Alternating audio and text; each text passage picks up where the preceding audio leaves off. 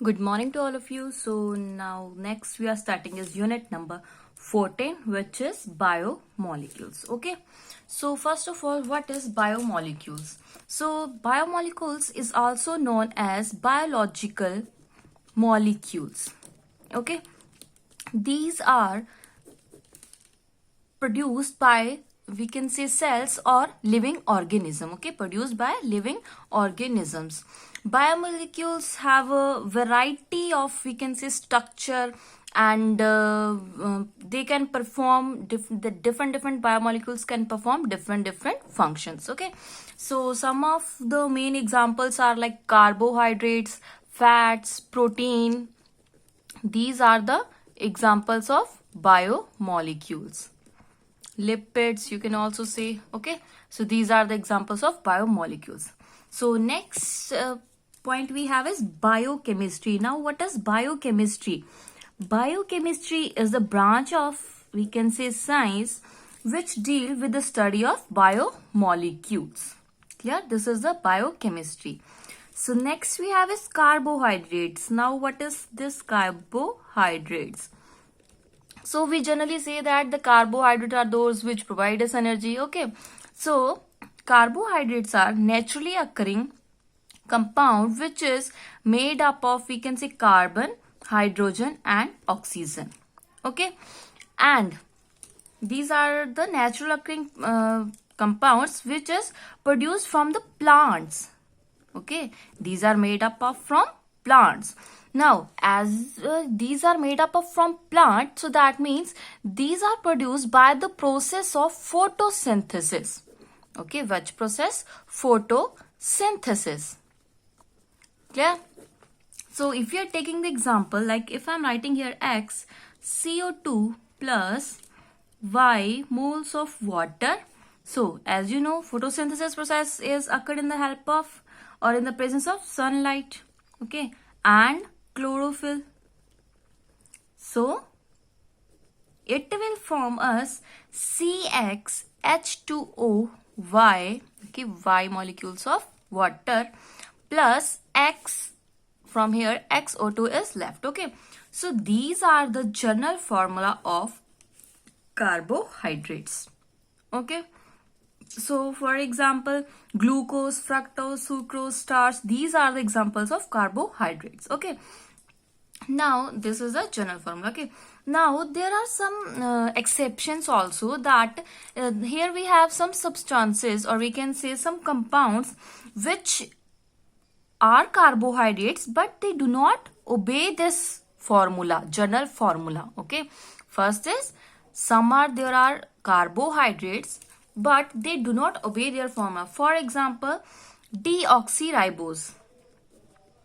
Okay, deoxyribose. So formula for this is C5H10O4. Okay, these are carbohydrate but they do not follow this formula. Second type we have is, not type but exception is, that there are some compounds, they have this formula but they are not carbohydrates. Okay, so for example, if we are taking formaldehyde, that is CH2O, and acetic acid, that is C2H4O2. These are obeying this formula but they are not carbohydrates. Next we have is classification. Now there are three ways to classify the carbohydrates. Okay, first is on the basis of taste, second is on the basis of nature, and third one we have is on the basis of hydrolysis. So first one we have is on the basis of taste. So on the basis of taste we have two type of carbohydrate. Okay, so first one is sugars. First one is known as sugars. Second is known as non-sugars. Okay, non-sugars. So now first of all, sugar. What is sugars? So sugars are, as the name represents, these are the crystalline substances which are sweet, plus these are soluble in water. Okay, or we can say water soluble. Soluble in water. Okay, for example, glucose, fructose, these are the example of the sugars. Next one we have is known sugars. Known sugar are, remember that, tasteless. Okay, and they are not soluble in water. Now the example for the same is starch, cellulose. These are non-soluble in water. This is the first type, or we can say first way of classification on the base of taste, sugar and non-sugar. Next one we have is nature. Again, on the basis of nature, we have two types of carbohydrate. First one we have is reducing sugars, we can say. Okay, and second one we have is non-reducing. Okay, now first one is reducing. Reducing carbohydrates are those which reduces, okay, and form Tollens reagent. What is Tollens reagent? Ammonical silver nitrate. Okay, and Fehling solution. Remember that carbohydrate which are reduced and form Tollens reagent plus Fehling solution, these are known as reducing sugars. Next one we have is non-reducing. Non-reducing are those which are not reduced. Okay, so this is non-reducing. Next type, moving toward next type is hydrolysis, on the basis of hydrolysis. Now on the basis of hydrolysis we have three types. First one is monosaccharides. Okay, now what is monosaccharides? Mono, as the name represent one. Okay, mono. So these are the simplest carbohydrate we can say. Okay, and these cannot be hydrolyzed into simpler compounds. Okay, that means these are not now more hydrolyzed.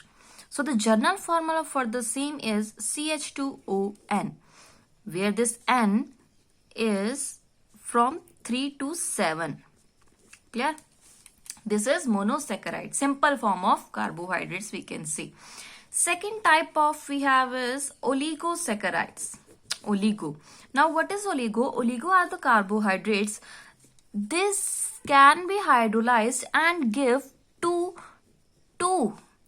10 molecules of monosaccharides. Okay. What is oligosaccharide? When they are hydrolyzed, okay, so what they give? They give 2 to 10 molecules of monosaccharides. Okay, these are further classified as di, tri and tetra. Now what is this di, tri and tetra? First one, di. When there are carbohydrate, when we are doing hydrolysis of the carbohydrate and they give 2 molecules, so that means di oligosaccharides. Similarly for tri, when they give 3 molecules as a product and when they give 4 molecules as a product, so these are known as tetra oligosaccharides. Okay, next type we have is third type, which is known as polysaccharides. Okay, now as the name present, poly means large chain we have. Okay, so these are the carbohydrates which give a large number of monosaccharides. When we are doing the hydrolysis of polysaccharide carbohydrate, they give us large number of molecules, okay, in the product. For example, starch and cellulose. Clear? So the general formula if we want to write for the same is C6H10O5. Here is the N. N means they have long chain. Okay, so these are the classification on the basis of taste, nature and hydrolysis. Nature, sugar, non-sugar. Nature, reducing, non-reducing. And hydrolysis, monosaccharide, oligo and polysaccharides. So if we discuss first type, which is monosaccharide, so we can see that monosaccharide are crystalline solids, okay, which are also sweet in taste and soluble in water. Okay, so now we are doing the classification of the same monosaccharides. Monosaccharides are classified as two types. First one we have is aldoses, okay, and second one we have is ketosis. Aldoses and ketosis. Now what is aldoses? In first case aldoses, these are the monosaccharide which contain aldehyde group, as the name represent, aldo. Okay, that means there are the presence of aldehyde group. Okay, now this aldehyde group are monovalent in nature. Monovalent means that having valency 1.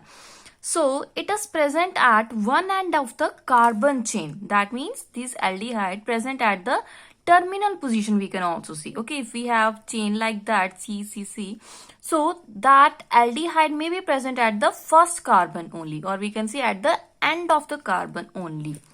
Okay, so we can write that at C1 position it may be attached. So next we have is ketosis. Now ketosis, as you know, these are the monosaccharide which contain keto group. Okay, keto group, that is C double bond O, and these are divalent in nature, that means having valency 2. So that means, what does it mean? That these ketoses are present at any position. Okay, so naturally occurring ketoses are present at the second position, C2 position. Here is a C1, here is a C2 position. Okay, because having divalency. Okay, these are present at anywhere but not at the terminal positions. Clear? So these are the aldoses and ketoses. Now these are also further classified as trioses, okay, tetraoses, similarly penta, hexaoses. Okay, so these classification are based upon the number of carbon atom present in the chain. Okay, trioses for the 3 carbon atoms, tetraoses for 4 carbon atoms. Clear? So if you're taking example of glucose, okay, as you know, in the glucose 6 carbon atom is present. Okay, 6 carbon atom present plus aldehyde group is present, that is CHO. So the name of that compound is aldo. For aldehyde I am writing here aldo.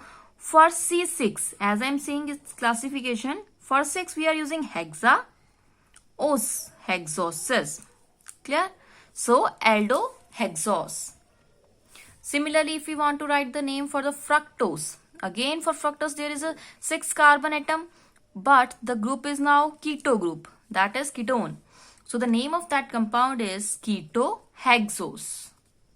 Okay, so these are the naming. Now next we have is D and L designation. Now what is this D and L designation? If we are taking the example of glycerol, okay, or glyceraldehyde. So as I am taking here example of glyceraldehyde, so if the OH group or hydroxyl group which is present to the carbon atom which is adjacent to the CH2OH, okay, we have to always observe that hydroxyl group which is present to the carbon atom which is adjacent to that CH2OH, okay, or we can say next carbon to the CH2OH, to this hydroxyl group, if it is present on the right side, okay, so that is known as D configuration. Clear? Remember that D configuration when hydroxyl group present at the right side. But as I am taking here OH at the left side, when OH present at the left side, then it is known as L configuration. Clear? So now if we want to write the name of that, so as I am saying that this is the glyceraldehyde, so now OH present at the right side, that means D. So I am writing here D positive. Positive means that it is dextrorotatory. Positive glyceraldehyde. Okay. Similarly, if you want to write the name of that compound, so what I have to write is now L. L, now I am writing here negative sign, which means that it is levorotatory. We already discussed what is levo and what is dextrorotatory many times. Okay, so the name of that compound is glyceraldehyde, L-glyceraldehyde. Clear? Now next is glucose. Glucose is also known as grape sugar because it is made up of from grapes. Okay, and everyone know the formula for glucose is C6H12O6. Okay, so these are occur in the free state in the ripe grapes, or we can say honey. Yeah, these are also present in many fruits. So next, if we want to do the preparation of the glucose, so how it is prepared? It is prepared from sucrose. If we are preparing it from sucrose, so as we know that what is sucrose? Sucrose is a disaccharide. Okay, so we say that when sucrose get hydrolyzed, they will form two molecules. So okay, if you are taking the example that is C12H22O11. Okay, so when we are hydrolyze this or we are adding water into this, in the presence of HCl or whether H2SO4. So what they do, they will give us glucose plus fructose. Okay, molecular formula for the both are same, but when we are drawing, then the arrangement is different. Okay, so this is how we can prepare glucose from sucrose. Clear? Similarly, there is one more method from starch. From starch we can also form glucose. So what is the formula for starch? As we know that starch is the polysaccharides. Okay, these are the these are the polysaccharides. So formula for the starch is C6H5, not 5, C6, we have here H12O5. Okay, and here is the N. Okay, N means there may be large amount of starch, long chain. Okay, so if we are adding it into N mole of water, okay, at the temperature 393 Kelvin and 2 to 3 atm pressure, okay, yani atmospheric pressure. So what they do, they will form glucose, and I'm writing here N. That means there is a large number of glucose formed. Clear? Whether 2 glucose, 3 glucose, 4 glucose will be formed here from starch. So next is structure of glucose. Okay, that is straight chain structure. So here what we have, if I'm writing here CHO4, that means here we have 4 CHOH group, and next is CH2OH. Okay, so in this we have here one aldehyde group. Okay, one aldehyde group, that is CHO, and there is 4 secondary alcoholic group present, plus 1 primary alcoholic group present. Clear? In the structure of glucose. So when we are treating that glucose, or we can say if we are adding hydrogen into it in the presence of sodium amalgam, okay, amalgam. So what they do, here we have CH2OH at the first position, CH2OH, CHOH4, and left all is same. Okay, so this is known as sorbitol. Clear? Remember that when we are doing that, or we can say that when glucose is treated with sodium amalgam, so there is the production of sorbitol. Next, if we are doing the oxidation of the glucose, okay, so if I'm writing here the structure of the glucose, same as it is CHO, CHOH4, next is CH2OH. Okay, if we are doing the oxidation of this, but in the presence of mild oxidizing agent, that I am taking here is bromine water. Okay, that means not strong oxidizing agent. So here is the formation of COOH at the first group. So the name of that compound is gluconic acid, CH2OH. Okay, gluconic acid. So as you can see, oic acid. So if we are now treating same this glucose, again I am doing oxidation of that glucose, but now in the presence of strong oxidizing agent. Okay, so what will happen here, at the first, at last position, COOH, COH will be present. This is known as gluconic acid. Okay, gluconic acid. So next, if we want to do the structure of the glucose like that, if I'm doing like that, first position, this is glucose, na? CHO 3, 4. Okay, here I'm writing OH, H, OH, H, OH, H, OH, H. Okay, 1, 2, 3, 4, 5, and here we have 6th, that is CH2OH. Okay, if I'm drawing structure like that, so this is known as Fischer projection, or you can say that Fischer structure. Okay, so these are the Fisher projection. Similarly, we can draw the Fisher projection for this. So how it may be represented like that? COOH. 1, 2, 3 and 4 and last again COOH. Now represent that HOH like that. Clear? So this is known as Fisher projection or Fisher structures. So next we have a cyclic structure for glucose. If we want to draw the cyclic structure for glucose. So as I am writing a state change structure of the glucose, or we can say open structure for glucose. Okay. So I am writing here like that COH. So when as we know that in this structure there is the hydroxy group and keto group is present, or whether in some other groups there is the ketone, here is the aldehyde is present. Okay, so reaction is occurring in these hydroxyl or these functional group. Okay, so these may form the cyclic structure.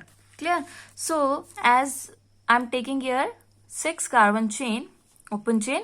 So here this oxygen, it have 2 lone pair of electrons. Okay, so now these lone pair of electron goes toward this carbon, first carbon.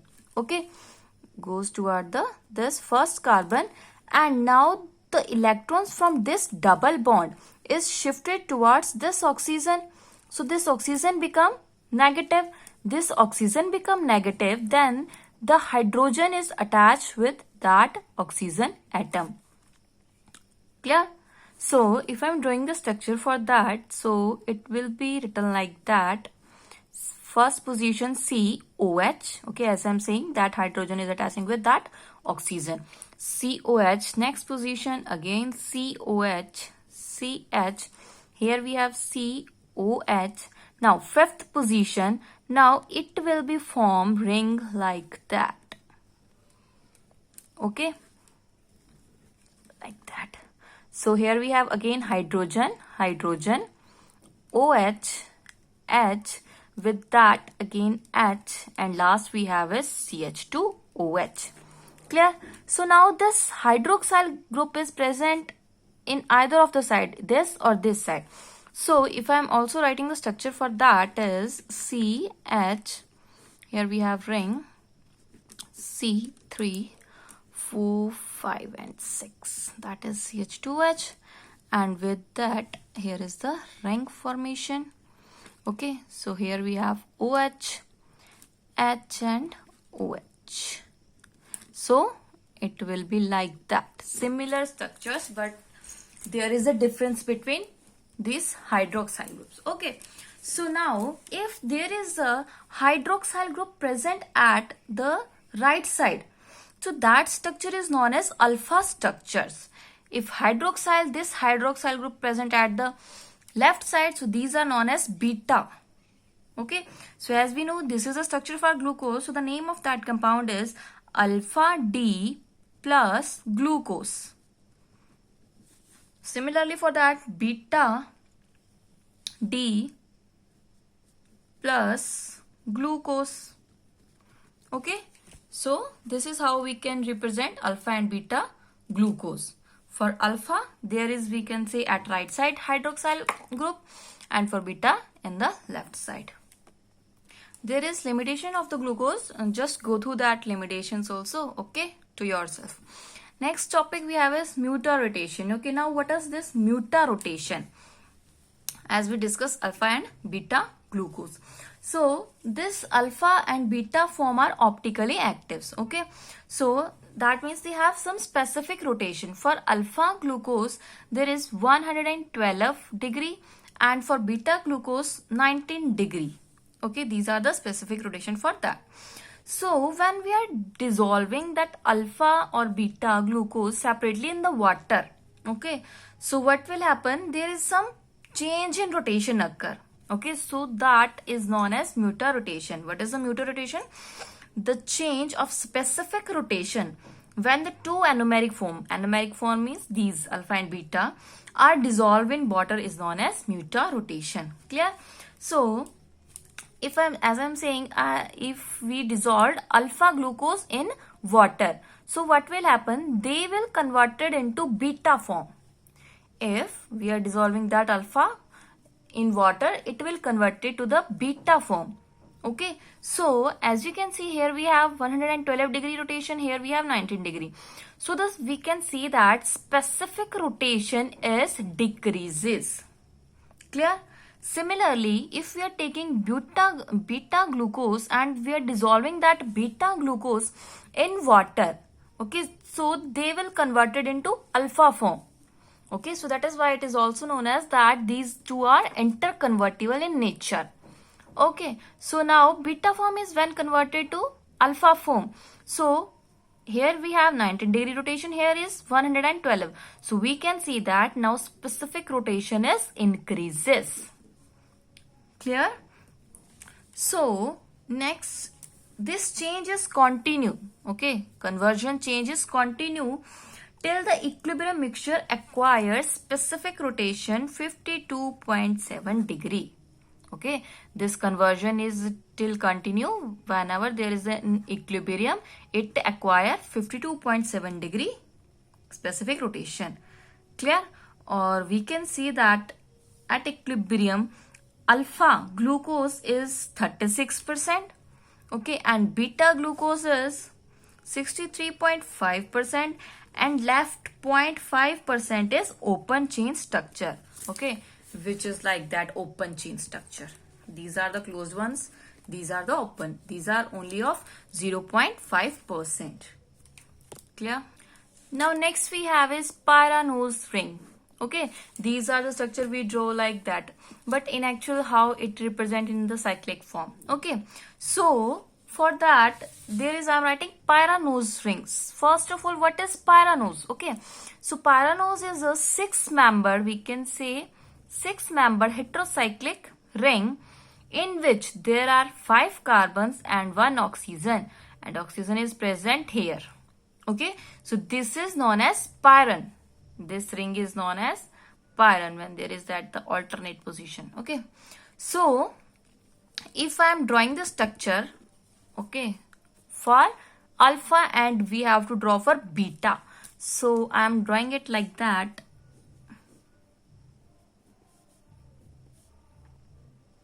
Okay, it will be like that. You have to draw it correctly. Okay, so now similarly, if I'm drawing one more structure, yes, okay, like that. So at first position, similarly we have to represent HOH, HOH. Okay, so at first position I'm writing HOH. Second is this position, which is OH, H. Third position HOH. Fourth position is OH, H. And this is fifth position where we have hydrogen, and this is the CH2OH, which is sixth position. Clear? So now Pyranose ring structure or for alpha and beta forms. So for first thing is that this is known as alpha, and if I'm writing one more structure, so similarly we have to complete the HOH. Okay, so this second structure is known as beta. So how we can judge that which structure is alpha and which is beta? So it is depending upon this first position and the sixth position. Now if at the first position, okay, at the first position hydroxyl group, that is OH group, and CH2OH group is on the same side, so this is known as beta structure. Okay, this hydroxyl is also on above and CH2 also above, so that is the beta structure. But if now hydrogen is at the up position, or we can say that if these two are at the opposite position, hydroxyl and CH2OH, so this is known as alpha group. So now name is written as like alpha D positive glyco. Now pyranose is attached. Okay, pyranose ring hai. So beta D glucopyranose. Okay, so yes, that's all for today. Thank you.